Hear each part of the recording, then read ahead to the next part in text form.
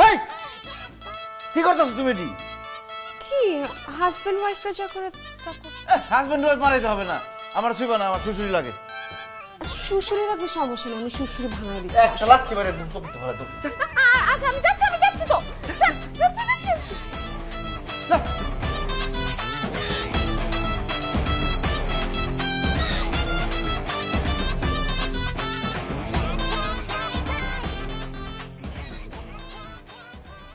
হ্যাঁ আমি কিন্তু ঘুমাই নাই।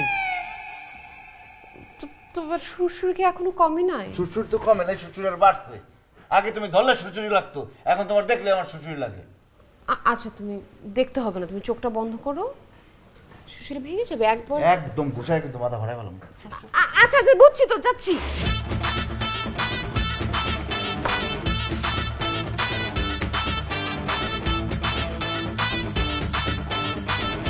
এই যে দেখতো জামাই বাবুজি কিরকম একা একা বসে আছে, এটা কি ঠিক? আরে স্ত্রী হিসাবে তোর দায়িত্ব জামাই বাবুজির হাতে থাকা, তাকে সময় দেয়া। যা, বস একসাথে দুজন মিলে সময়।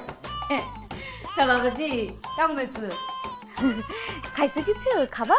না খাইতে ইচ্ছে করতেছে। আচ্ছা কিছু খেতে ইচ্ছে করলে বলো। হ্যাঁ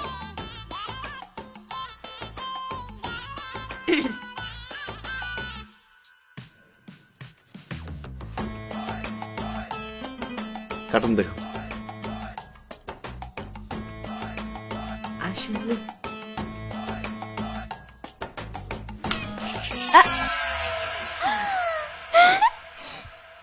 হয়ে গেছে তাইলে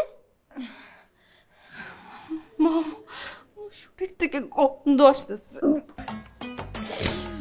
শরীরে গন্ধ।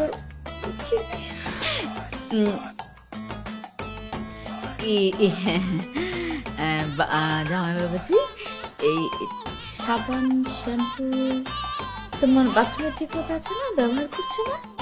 সাবান শ্যাম্পু ব্যবহার করুন কেন? আমি আসার পর থেকে তো গোসলই করি না। 7 দিন কেউ গোসল না করে থাকতে পারে? গোসল করুন কই? কোনো পুষ্কুনি আছে আপনার আশেপাশে?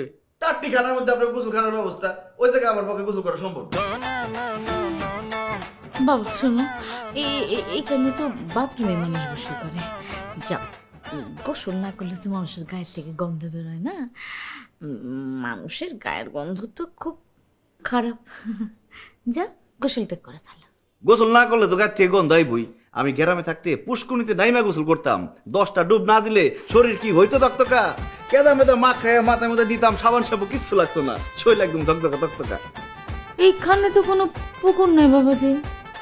গোসল না করতে করতে যদি আমি নিজের গন্ধে নিজে মইরাও যাই, তা ওই টাট্টিখানায় যাই আমি গোসল করব না। এই জব্বার পুষ্কুনি ছাড়া কোথাও গোসল করবেন না।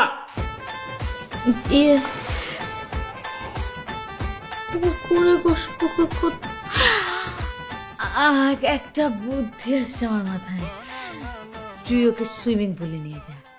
হ্যাঁ বাবাজি শোনো, তুমি না তোমার বউর সাথে ইরার সাথে সুইমিং পুলে যাও। সুইমিং পুল মানে ছোট পুকুর। হ্যাঁ পুকুরে গিয়ে তুমি ইচ্ছা মতন 10টা ডুব দাও, গোসল করো, যা ইচ্ছা তাই করো। হ্যাঁ করে আসো, যাও চলো।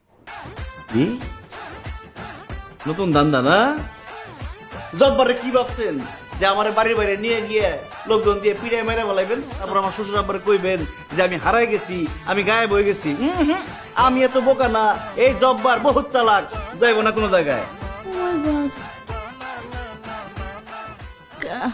আমরা তো এসব কোনোদিন চিন্তাই করিনি।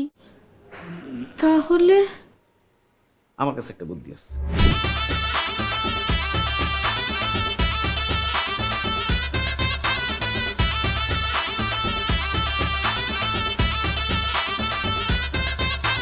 শ্বশুর বাড়ি মধুর হাড়ি, আর যাব না কোনো বাড়ি, 7 সাগর দিয়ে পারি, পৌঁছে গেছে আমার গাড়ি।